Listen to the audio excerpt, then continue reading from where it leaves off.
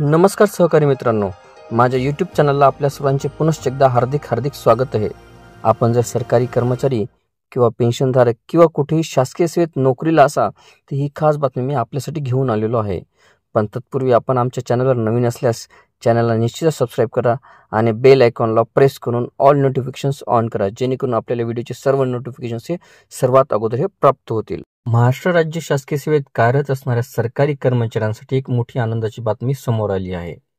लाडकी बहीण योजनेला मिळालेल्या अभूतपूर्व यशामुळे राज्यातील फडणवीस सरकारने सरकारी कर्मचाऱ्यांच्या सुट्टी संदर्भात मोठा निर्णय घेतला.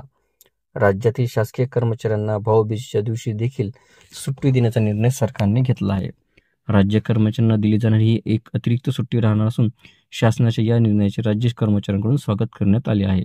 2025 मध्ये 23 ऑक्टोबरला भाऊबीज राहणार असून शासकीय कर्मचाऱ्यांना याच दिवशी सुट्टी मंजूर करण्यात आली आहे. शासकीय कर्मचाऱ्यांना एका वर्षात 24 सुट्ट्या दिल्या जातात. दरम्यान 2025 मध्ये दिल्या जाणाऱ्या सुट्ट्यांची यादी नुकत्याच काही दिवसांपूर्वी शासनाच्या माध्यमातून जाहीर करण्यात आली होती. याबाबतचे सविस्तर शासन परिपत्रक शासनाकडून निर्गमित झाले आहे. यानंतर शासनाने आता राज्य सरकारी कर्मचाऱ्यांना आणखी एक सुट्टी वाढवून दिली जाईल असे म्हटले आहे. याबाबतचे ही शासन परिपत्रक निर्गमित झाले आहे. म्हणजेच 2025 मध्ये राज्य सरकारी कर्मचाऱ्यांना एकूण 25 सुट्ट्या मिळणार आहेत.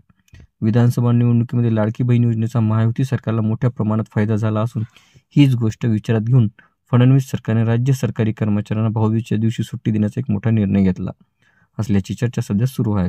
दरम्यान आता आपण नवीन वर्षात सरकारी कर्मचाऱ्यांना कोणकोणत्या तारखांना सुट्टी राहणार आहे आणि सुट्टीचे कारण काय या संदर्भात आपण थोडक्यात माहिती पाहणार आहोत. त्यामध्ये प्रजासत्ताक दिन 26 जानेवारी, छत्रपती शिवाजी महाराज जयंती 19 फेब्रुवारी 2025, महाशिवरात्री 26 फेब्रुवारी, होळी 14 मार्च, गुढीपाडवा 30 मार्च 2025. 2024 मध्ये ज्या आपल्याला रेग्युलर सुट्ट्या कर्मचाऱ्यांना मिळत होत्या त्यामध्ये एक अतिरिक्त सुट्टी म्हणून ही भाऊबीजेची 23 ऑक्टोबरला सुट्टी देण्यात आलेली आहे. बाकीच्या सुट्ट्या ह्या जशाच तशाच लागू असतील. आपल्याला व्हिडिओ आवडले असल्यास चॅनलला नक्कीच लाईक, शेअर आणि कॉमेंट्स करायला विसरू नका. तसेच चॅनलला ऑल नोटिफिकेशन्स ऑन करून सबस्क्राईब करा, जेणेकरून व्हिडिओचे सर्व नोटिफिकेशन्स आपल्याला सर्वप्रथम मिळतील.